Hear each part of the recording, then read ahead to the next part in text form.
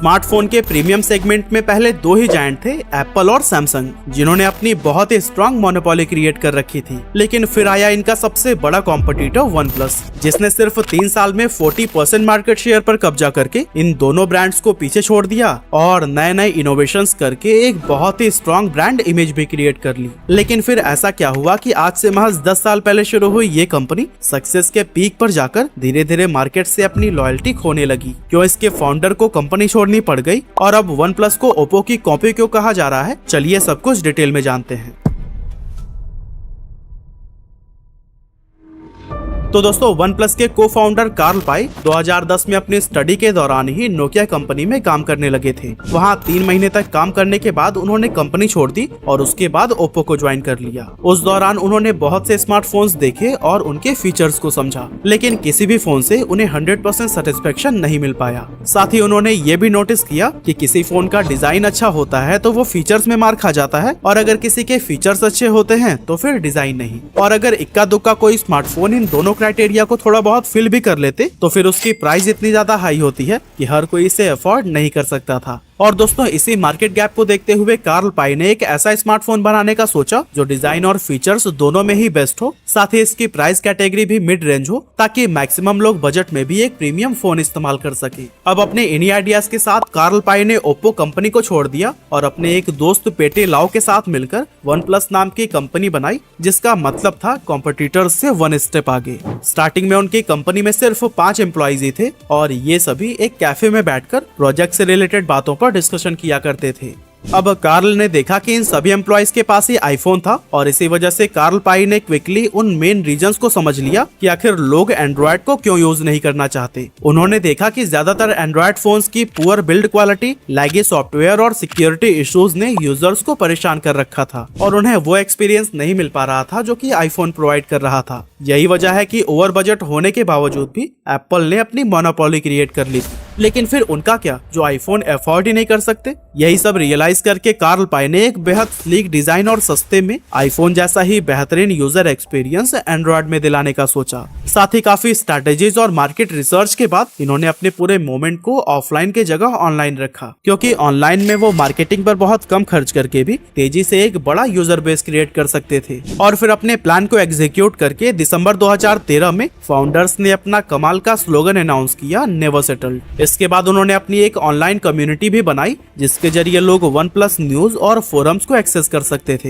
हालांकि अभी कंपनी ने अपना एक भी स्मार्टफोन लॉन्च नहीं किया था, लेकिन फिर भी इसकी कम्युनिटी से बहुत बड़ी संख्या में लोग जुड़ने लगे थे, क्योंकि कहीं ना कहीं लोगों को ये आइडिया हो गया था कि कंपनी कोई रिवोल्यूशनरी प्रोडक्ट बना रही है। फिर आया 23 अप्रैल 2014 का दिन, जब वन प्लस ने अपना पहला स्मार्टफोन लॉन्च किया, वन प्लस वन। अब जब ये फोन लॉन्च होने वाला था तो कंपनी का अनुमान था कि उनके कुछ हजार से ज्यादा स्मार्टफोन नहीं बिकेंगे। इसी को ध्यान में रखते हुए उन्होंने पहले वन प्लस वन के सिर्फ 1000 यूनिट को ही मैन्युफैक्चर किया था। लेकिन कंपनी का ये अनुमान बिल्कुल गलत साबित हुआ, क्योंकि ये फोन टेक एंथुसियास्ट के बीच इंस्टेंट हिट साबित हो गया और 1 साल के अंदर ही वन प्लस ने इस फोन की 10 लाख यूनिट्स बेचकर रिकॉर्ड बना दिया। इस रिकॉर्ड को बनाने के लिए वन प्लस ने 2 कमाल के मार्केटिंग कैंपेन्स पर काम किया था, जिसमें पहला था कि आप इस फोन को तभी खरीद सकते हैं जब आपका कोई दोस्त या जानने वाला आपको उसे रेफर करेगा, और दूसरे कैंपेन का नाम था स्मैश द पास्ट। यानी वन प्लस ने कहा कि आप अपना पुराना फोन तोड़िए और उसका वीडियो बनाकर सोशल मीडिया पर अपलोड करिए, जिसके बदले में हम आपको ब्रांडेड वन प्लस वन नया स्मार्टफोन देंगे, वो भी सिर्फ $1 में। ये कैंपेन इतना ज्यादा वायरल हो गया कि सिर्फ 1 हफ्ते में ही 1,40,000 लोगों ने अपना स्मार्टफोन तोड़कर उसका वीडियो सोशल मीडिया पर अपलोड कर दिया, और इस तरह से वन प्लस का पहला ही फोन बहुत बड़ा हिट साबित हुआ।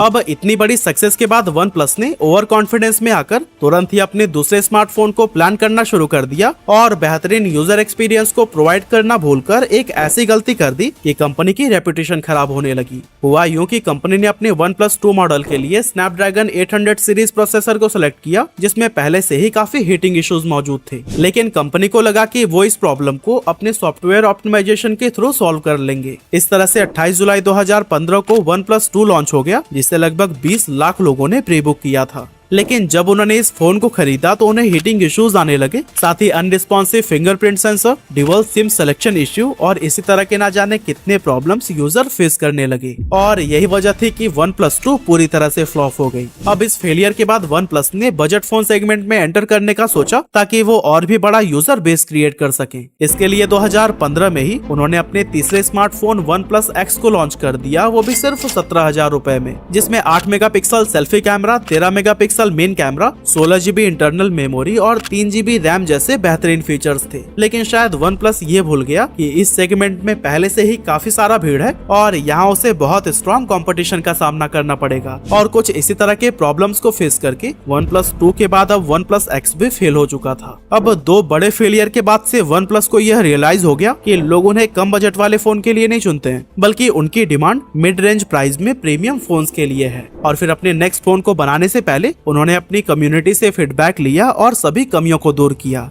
और आखिरकार OnePlus ने 14 जून 2016 को अपना चौथा स्मार्टफोन फिर से प्रीमियम सेगमेंट में लॉन्च किया, जो था OnePlus 3।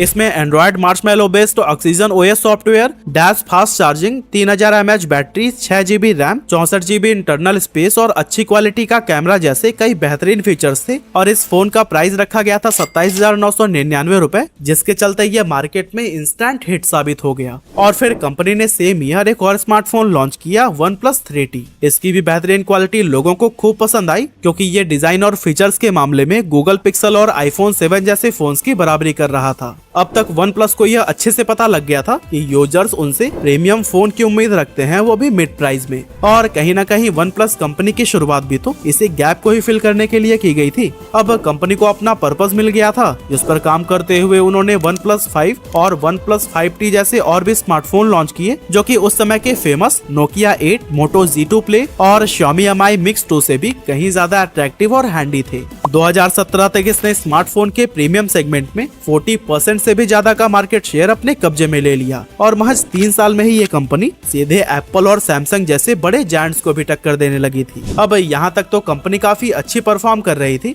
लेकिन बाकी ब्रांड्स की तरह जब पैंडेमिक के दौरान उनकी सेल्स भी कम होने लगी, तो कंपनी ने सोचा कि वे अपना फोन प्रीमियम सेगमेंट में लॉन्च कर रहे हैं, लेकिन पैंडेमिक में लोगों ने अपनी खर्च काफी कम कर दी है, तो क्यों ना सेल्स बढ़ाने के लिए दोबारा से एक बजट फोन लॉन्च किया जाए, जिसको मैक्सिमम लोग अफोर्ड कर सके। और दोस्तों, इसे स्ट्रैटेजी के साथ ही 2020 में इन्होंने OnePlus Nord को लॉन्च किया था, जिससे ये कमाई करने में तो कामयाब रहे, लेकिन कंपनी की रेप्यूटेशन पहले जैसी नहीं रही और ना ही लोग इसे अब एप्पल और सैमसंग के कॉम्पिटिटर के रूप में देख रहे थे। इसी साल के एंड में OnePlus के को फाउंडर कार्ल पाई ने भी कंपनी छोड़ दी, क्योंकि उन्हें लगने लगा था कि स्मार्टफोन मार्केट काफी बोरिंग और इनोवेशन से दूर हो चुकी है। इसीलिए उन्होंने एक बिल्कुल नई कंपनी नथिंग की शुरुआत की, और इस नाम के पीछे का उनका मकसद था कि वो बिल्कुल स्टार्टिंग से इस मार्केट में कुछ ऐसे फंडामेंटल चेंजेस करेंगे जो बाकी कंपनीज इग्नोर कर रही हैं। कार्ल पाई के कंपनी छोड़ने के बाद OnePlus इनोवेशन से और भी ज्यादा दूर हो गई और अपना लॉयल यूजर बेस खोने लगी। और इस तरह से OnePlus को नीचे जाते हुए देख इसकी पेरेंट कंपनी BBK इलेक्ट्रॉनिक ने इसे अपनी ही सब्सिडियरी कंपनी Oppo के साथ में मर्ज कर दिया, ताकि ये दोनों कंपनीज एक दूसरे के इनोवेशंस को अडॉप्ट कर सके। और फिर इसी साल OnePlus ने OnePlus Nord 2 को लॉन्च किया, जो कि 4 महीने के अंदर ही इंडिया में 3 बार ब्लास्ट कर गया और यूजर्स को काफी चोटें भी आई।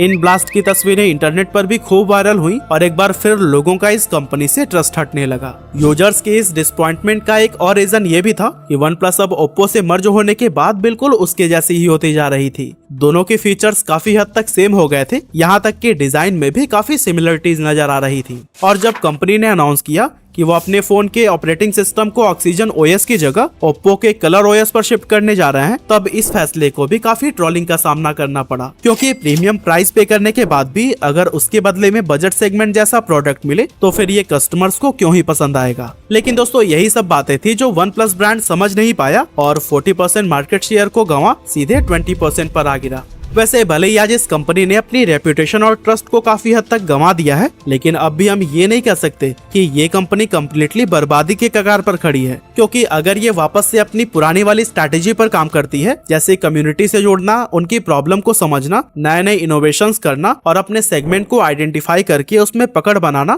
तो नो डाउट वापस से ये अपनी पोजीशनिंग पाने में कामयाब हो सकती है। वैसे OnePlus को वापसी के लिए क्या करना चाहिए, आप अपना ओपिनियन भी हमें कमेंट में जरूर बताइएगा।